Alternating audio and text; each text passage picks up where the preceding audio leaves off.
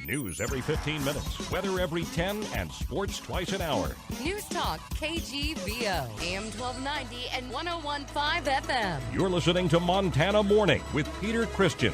Ho, ho, ho. Now we've got snow. Good morning, everyone. It's Montana Morning. It's Thursday, and rightfully so, because December, for me, is always the first day of real winter.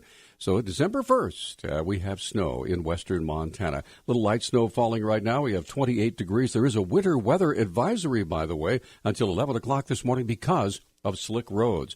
We do have, I just checked the road report, snow cover on I-90 East all the way to about Drummond, on Highway 93 South from Missoula to Stevensville, on Highway 12 from Lolo Pass down to Lolo. Most of the other roads are bare and wet at this time, but that could be changing as the snow continues. Our newscast this morning is sponsored by, are you looking for a Montana dream home? Contact your favorite home girl, Rachel Rixford Orizati, at BurkeOrizatiRealEstate.com. Our top story this morning, the National Weather Service predicting a series of winter weather systems headed toward western Montana through the first part of next week. Meteorologist Trent Smith said several small systems will make their way through the area this week, but a much larger system is predicted by the end of the coming weekend. Our models are telling us that a really strong cold front is going to be swinging through the region on Sunday.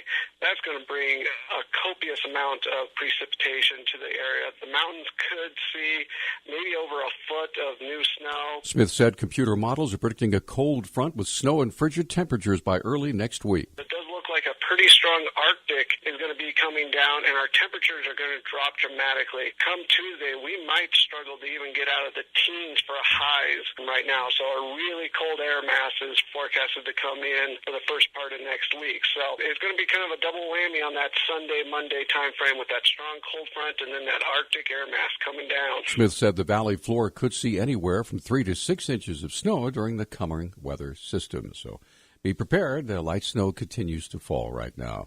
A Poplar man who originally told police his girlfriend had killed herself has pleaded guilty to her murder.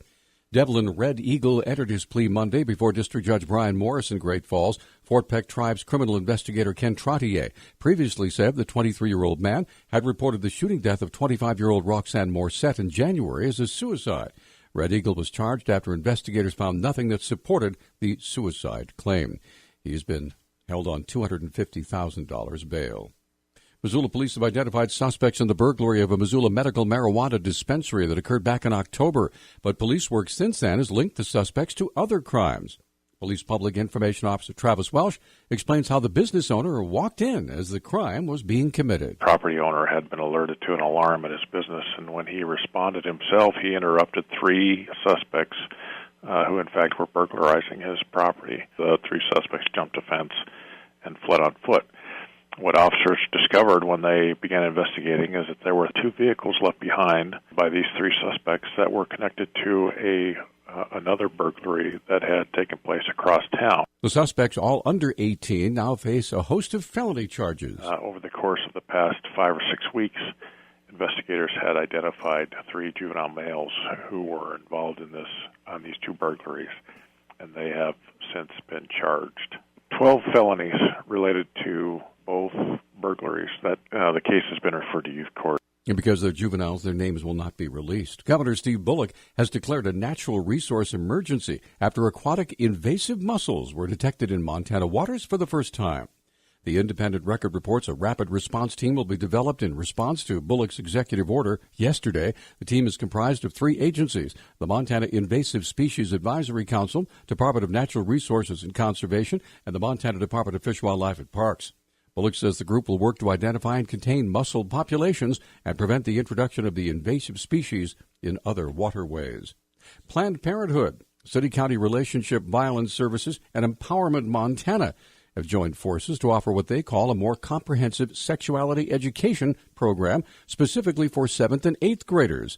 Prevention Coordinator of Missoula City-County Relationship Violence Services, Kelly McGuire, said the new education program will be offered at the Missoula Family YMCA once a week starting in January. Part of why we decided to do this was that, we think teachers are doing a great job teaching sex ed, but what they're allowed to teach is pretty limited. And so we wanted to offer something more progressive and inclusive, particularly for youth who identify as lesbian, gay, bisexual, or transgendered. McGuire points out some of the specifics of the alternative sex ed program. It talks about orientation, gender identity, gender stereotypes.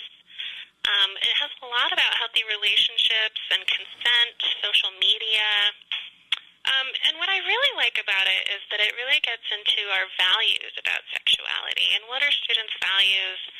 How does that affect the way that they behave or their choices that they make? McGuire said there has yet been no opposition to the proposed program due to its voluntary nature. We have not gotten any resistance at all, and everyone that we've talked to has been really excited about it. And I think that's because, we're not forcing anything on anybody. It's entirely up to the parents as to whether they want to sign their kids up.